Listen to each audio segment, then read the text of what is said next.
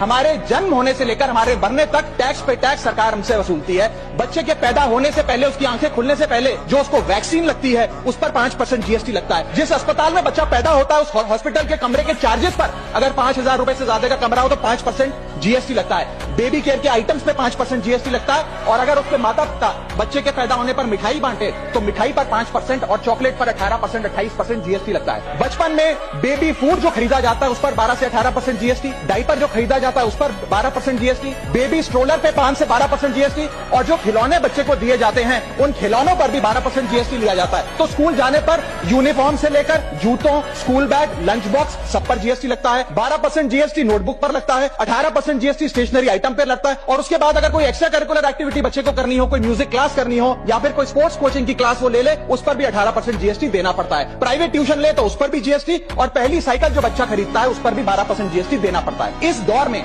इंसान गाड़ी खरीदता है, घर बनाता है। जब गाड़ी खरीदता है तो जीएसटी देता है, रोड टैक्स भरता है, व्हीकल इंश्योरेंस पर जीएसटी भरता है, और जब गाड़ी लेकर शोरूम से निकलता है तो पेट्रोल डीजल पर वैट, सेस और एक्साइज ड्यूटी के नाम पर पैसा भरता है। जब सड़क पर गाड़ी चलाता है तो टोल टैक्स भरता है। और इस बीच शादी तो रह ही गई, फिर इंसान शादी करता है, इस बीच तो बैंक्वेट हॉल बुक करता है, उस बैंक्वेट हॉल की बुकिंग पे टैक्स भरता है। शामियाना, खाना, केटरिंग सर्विसेज लेता है, उस पर जीएसटी भरता है। ज्वेलरी खरीदता है, उस पर जीएसटी भरता है। कपड़ा, शेरवानी सिलवाता है, कुर्ता पजामा, सूट पैंट, उस पर जीएसटी भरता है। यहां तक कि वेडिंग इन्विटेशन से लेकर ब्राइडल मेकअप से लेकर हनीमून के ट्रैवल तक हर चीज पर सरकार आपसे जीएसटी वसूलती है। जब कोई इंसान मरता है तो उसके अंतिम संस्कार में देसी घी, चंदन, वुड, नारियल, इत्र जैसा सामान इस्तेमाल होता है, उस पर भी जीएसटी लगता है। और मरने के बाद जब प्रॉपर्टी उसके बच्चों को या परिवार वालों को दी जाती है, उस म्यूटेशन पर भी सरकार आपसे ड्यूटी सेस लेती है।